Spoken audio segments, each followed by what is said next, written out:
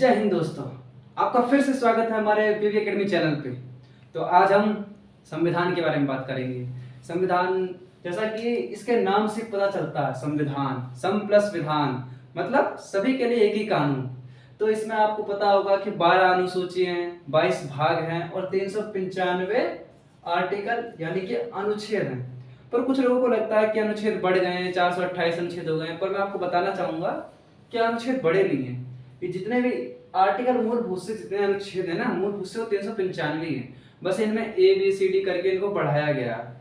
जैसे कि आप 200 आर्टिकल 248 को देखोगे ना, तो उसमें आपको कई सारे भाग दिखाई देंगे। तो चलो हम पहले अनुसूची पढ़ते हैं, 12 अनुसूची।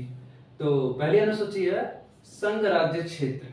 भारत का जो राज्य का क्षेत्र है, पूरा संघ का जो क्षेत्र है, भारत का क्षेत्र तथा राज्य, जैसे 28 राज्य और 8 केंद्र शासित प्रदेश, तो वो हमें इससे पता चलता है, अनुसूची 1 से। फिर आता है वेतन, कि प्रधानमंत्री को कितना वेतन देना, राष्ट्रपति को कितना वेतन देना, तो वो अनुसूची 2 में लिखा हुआ है।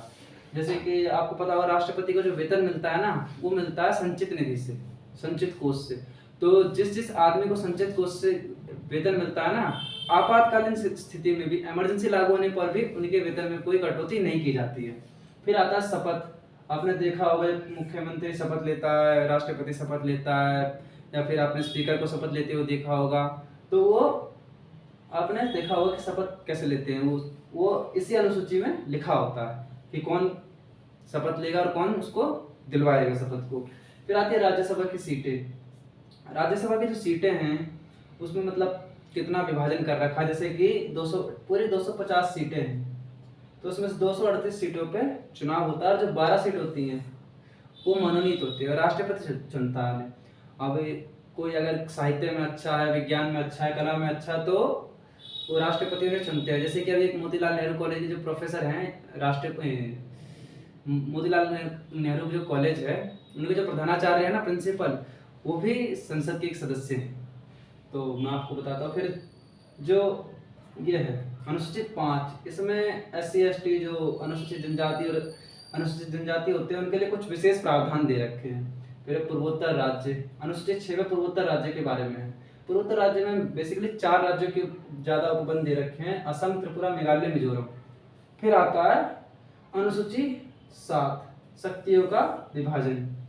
जैसे कि इसमें कुछ काम केंद्र करती है, कुछ काम राज्य सरकार करती है, कुछ दोनों मिला के करती है। तो वही शक्ति का विभाजन होता है। तो शक्ति का विभाजन यहाँ पे 3 तरीके से, केंद्र, राज्य, समवर्ती। केंद्र जो काम करेगी उसमें 100 विषय दे रखे हैं कि ये जो विषय हैं वो केंद्र करेगी बस। और राज्य सूची जो है, इसमें 61 विषय हैं जो काम सिर्फ राज्य करेगी। और समवर्ती सूची, इसमें 52 विषय हैं। ये जो 52 विषय, इसमें केंद्र सरकार भी कर सकती है, राज्य सरकार भी कर सकती है। मैं आपको बताता हूँ अनुसूची 8, भाषा। हमारे जो संविधान में है, पहले 14 भाषाएं थी लिखित रूप से, लेकिन उसे बढ़ा दिया है, अब वो 22 भाषाएं। अभी 2008 में मैथिली भाषा जुड़ी थी।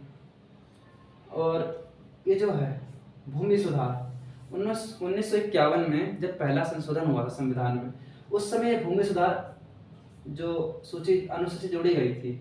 उसके बाद जो 10वीं अनुसूची है, दल बदल, जैसे पार्टी अपना दल बदलते हैं, कभी इस पार्टी में, कभी उस पार्टी में, तो 52वें संशोधन के द्वारा लाया गया था। फिर आता है ग्राम पंचायत। जैसे गांव की जो पंचायत आपने देखी होगी, आपने खाप पंचायत सुनी होगी।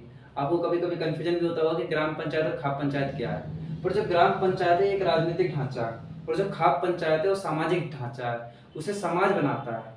ठीक है, ये जो 73वें संशोधन के तहत आया था।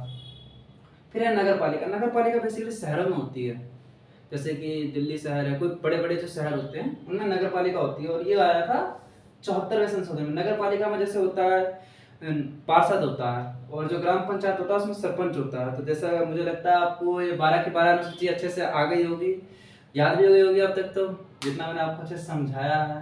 तो चलो, अगर आपको स्क्रीनशॉट लेना तो मैं साइड हट जाऊंगा। अब मिलते हैं अगले वीडियो में। धन्यवाद दोस्तों, जय हिंद।